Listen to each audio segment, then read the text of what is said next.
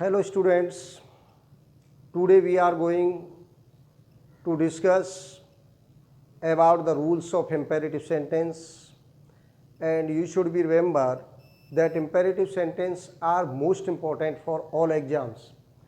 imperative sentence सभी परीक्षाओं के लिए बहुत महत्वपूर्ण है और आज हम इतने जी मेथड से imperative के एक्टिव से पैसिव बनाएंगे कि जो आपको कुछ ही पल में बिल्कुल एकदम क्लियर हो जाएंगे, समझ में आ जाएंगे।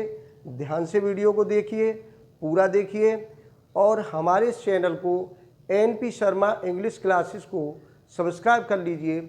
आपको बहुत सारी वीडियो पूरी ग्रामर की A to Z मिलेंगी, जहाँ पर आपको एक्टिव पैसिव हो, प्रीपोजिशन हो, नाउन हो, प्रोनाउन हो, आर्टिकल हो, डायरेक्ट इनडायरेक्ट हो, जितने भी ग्रामर के टॉपिक हैं आपको सब मिलेंगे और लेटेस्ट वीडियो भी आपको मिलती जाएंगी। तो ठीक है, सब्सक्राइब करिए, शेयर करिए और ध्यान से हमारे सभी रूल्स को समझते जाइए। आज हम बात कर रहे हैं इम्पेरेटिव सेंटेंस की। इसके एग्जाम में मोस्टली पूछे जाते हैं एक्टिव पैसिव। तो देखिए किस तरह से इम्पेरेटिव सेंटेंस का एक्टिव से पैसिव बनेगा। तो इम्पेरेटिव सेंटेंस आज्ञावाचक सेंटेंस होते हैं, इसमें आज्ञा दी जाती है, ये स्पष्ट है। अब बात आती है एक्टिव इनटू पैसिव बनाने के लिए, तो ये नियम हम इसमें डिस्कस कर ही रहे हैं। तो सबसे पहली बात ये समझना है कि इम्पेरेटिव सेंटेंस में सब्जेक्ट यू होता है लेकिन छुपा रहता है। इसकी खास बात ये है इम्पेरेटिव सेंटेंस की कि सब्जेक्ट यू होगा लेकिन वो छुपा रहेगा। कैसे छुपा रहेगा? जैसे मान लीजिए हम एक सेंटेंस एग्जाम्पल के लिए लें कि गरीबों की मदद करो। कौन? तुम, छुपा हुआ है। अपना गृह कार्य पूरा करो। कौन? तुम, तो यू छुपा हुआ है। तो याद रखिए कि सब्जेक्ट केवल इम्पेरेटिव सेंटेंस का यू ही बनता है और वो भी साइलेंट रहता है, छुपा रहता है और कोई भी इसका सब्जेक्ट नहीं होता। इसीलिए जब छुपा रहेगा सब्जेक्ट तो आपका जो सेंटेंस एक्टिव में जाएगा वो किससे शुरू होगा? वर्ब की फर्स्ट फॉर्म से शुरू होगा। जब सब्जेक्ट नहीं है, आपको पता है कि सब्जेक्ट प्रेडिकेट जब हम करते हैं तो सब्जेक्ट के बाद जो प्रेडिकेट भाग है वो किससे शुरू होता है? वर्ब से शुरू होता है। तो जब सब्जेक्ट नहीं है तो किससे शुरू होगा सेंटेंस? वर्ब की फर्स्ट फॉर्म से। तो एक बात दूसरी ये भी नोट कर लीजिए आप कि in the end of Hindi sentences, जो हिंदी वाक्य होंगे, यदि मान लीजिए इम्पेरेटिव का हिंदी वाक्य किसी स्टोरी में या कहीं पर भी आ रहा है तो उसके अंत में आपको हिंदी सेंटेंस के ये शब्द मिलेंगे, ले, वे, रो, दे, दो। हरि को पतंग उड़ाने दो, गरीबों की मदद करो। तो ले, वे, रो, दे दो शब्द इसके अंत में हिंदी सेंटेंस की बात करें तो वहाँ आएगा। ठीक है, ये तो उसकी बात रही। अब रही एक्टिव से पैसिव की। तो अब आ जाइए एक्टिव से पैसिव में कि काइंड्स की बात करें, इम्पेरेटिव सेंटेंस के काइंड्स की बात करें तो इसमें 3 प्रकार के आपको सेंटेंस मिलेंगे।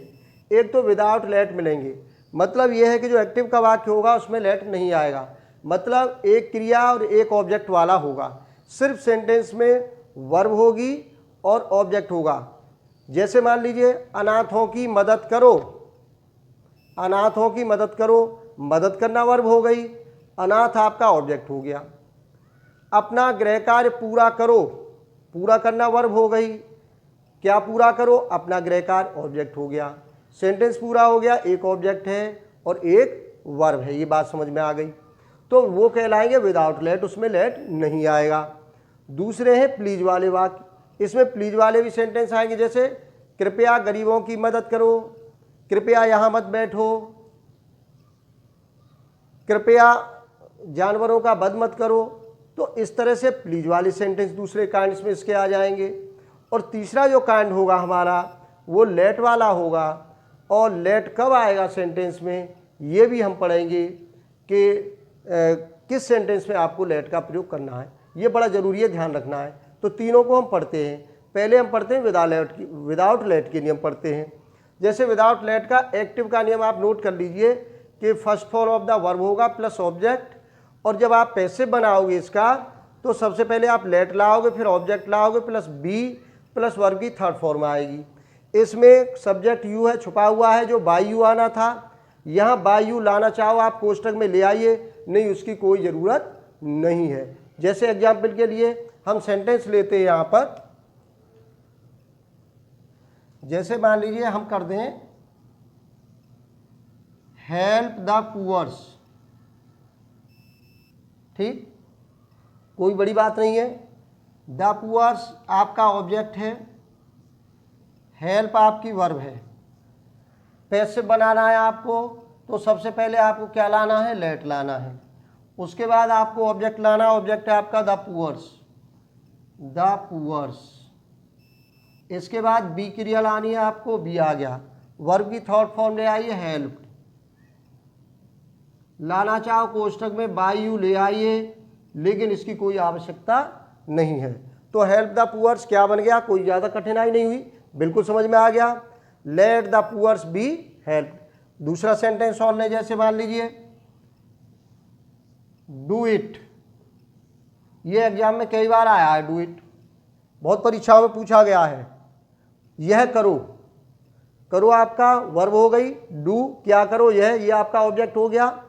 तो पैसे में आ जाएगा आपका let it be done by you. ये बात समझ में आ गई। और ले लें इसके एग्जाम्पल, और ले लीजिए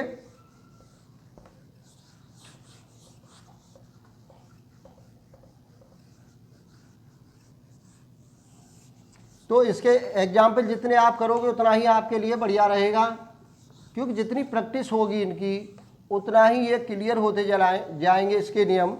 जैसे मान लीजिए हम और एग्जाम्पल इसका लें,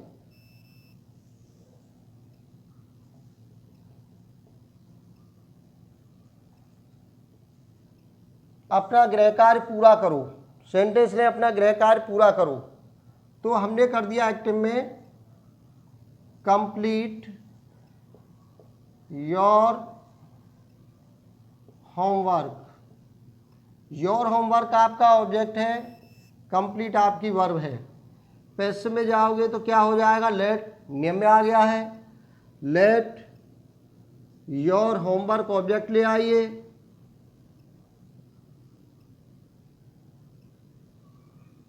बी कंप्लीटेड। तो let your homework be completed. बात क्लियर हो गई, इसमें और कोई ज़्यादा कुछ करना नहीं है। नेक्स्ट आते हैं, दूसरा हमारा कांड था, सेकंड कांड पर आ जाइए। सेकंड कांड है हमारा प्लीज वाला, कृपया। ये इंपेरेटिव का सेकंड कांड था, प्लीज वाले वाक्य इसी में आएंगे। जैसे मान लीजिए प्लीज यदि आ रहा है तो आपका रूल्स लिख लीजिए पहले। आप प्लीज सबसे पहले ही लाएंगे, वर्ब की फर्स्ट फॉर्म लाएंगे प्लस ऑब्जेक्ट लाएंगे। इसमें आप कर दोगे प्लीज को किस में आपको लाना है, यू आर रिक्वेस्टेड टू। देखिए केवल आपको इतना परिवर्तन करना है प्लीज वाले सेंटेंस में कि इस प्लीज को आपको किस में लाना है, यू आर रिक्वेस्टेड टू में लाना है इसको। बाकी ये सेंटेंस जो कि तो उठा के यहाँ रख देना है। तो you are requested to plus क्या आ जाएगा, फर्स्ट फॉर्म आ गई आपकी वर्ब की। अगर फर्स्ट फॉर्म लाओगे थर्ड नहीं लाओगे, क्योंकि इससे पूर्व इन्फिनिटिव टू आ रहा है थर्ड फॉर्म में, ये चला गया आपका प्लस ऑब्जेक्ट। तो सीधा सा रूल हो गया, प्लीज को आपने यू आर रिक्वेस्टेड टू में बदल दिया है, चेंज किया है, वर्ब की फर्स्ट फॉर्म लाए प्लस ऑब्जेक्ट आ गया है। अब मान लीजिए एग्जाम्पल लेते हैं। जैसे मान लो आपको एग्जाम में दिया प्लीज हेल्प द ऑर्फन्स, कृपया अनाथों की मदद करो। तो क्या हो जाएगा पैसिव में, आप सीधा लिख दिए यू आर रिक्वेस्टेड टू, और जो कि तो लिख दीजिए हेल्प द पुअर्स। ठीक, जो कि तो आ गया हेल्प द पुअर्स। अब यदि मान लीजिए इसमें नेगेटिव की बात करें, नेगेटिव सेंस की बात करें, नेगेटिव हो, जैसे आपको दे दे तो रूल्स लिखना चाहो इसका लिख लीजिए। तो रूल हम सबसे पहले प्लीज लाएंगे प्लस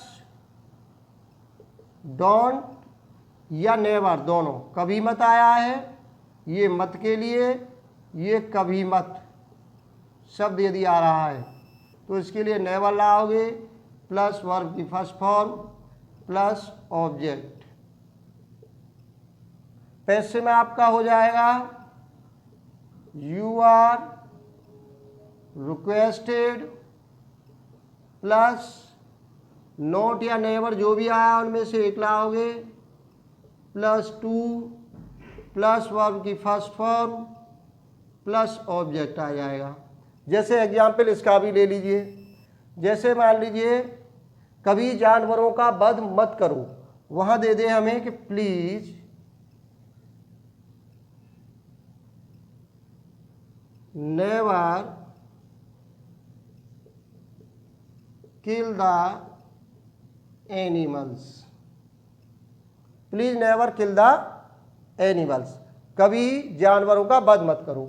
तो आप क्या करोगे, प्लीज को किस में ले आए, यू आर रिक्वेस्टेड नेवर, ये आ रहा ना, नोट है तो नोट लाओगे, नेवर है तो नेवर लाओगे, नेवर टू किल द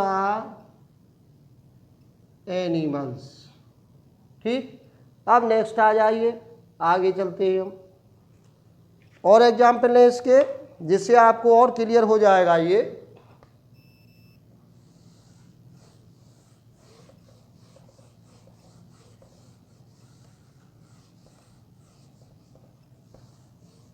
जैसे मान लीजिए आपको दे दे और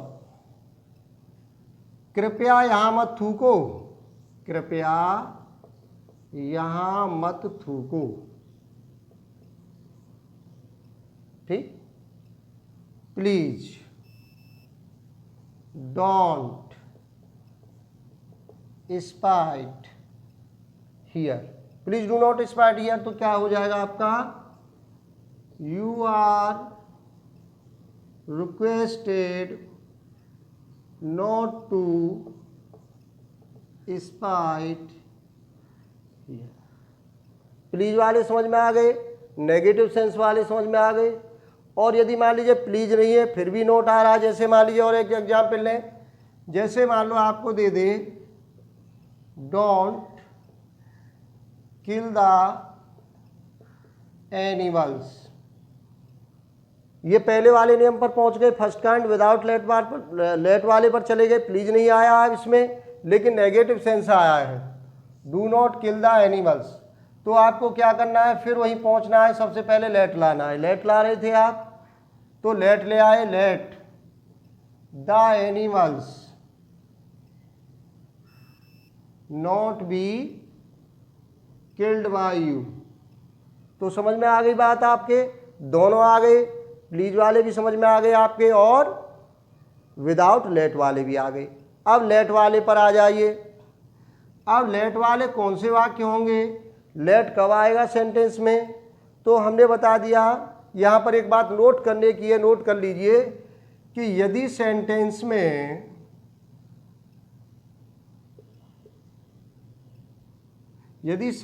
के अंत में दो शब्द, क्या आ रहा है आपका, दो शब्द आया है, हिंदी से समझ में आ जाएगा आपके, यदि सेंटेंस के अंत में दो शब्द आया है तथा उससे पूर्व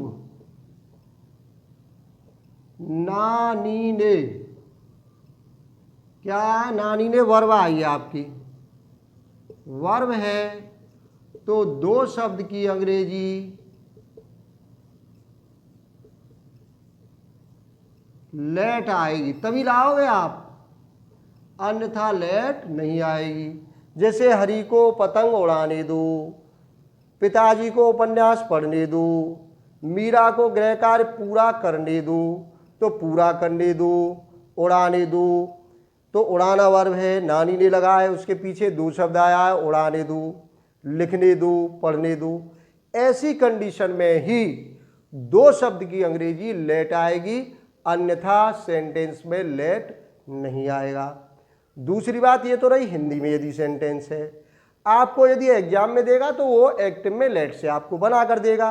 कैसे देगा, रूल्स क्या है इसका, रूल्स की बात करें तो जैसे एक्टिव का आपका रूल देगा वहां पर लेट प्लस ऑब्जेक्ट।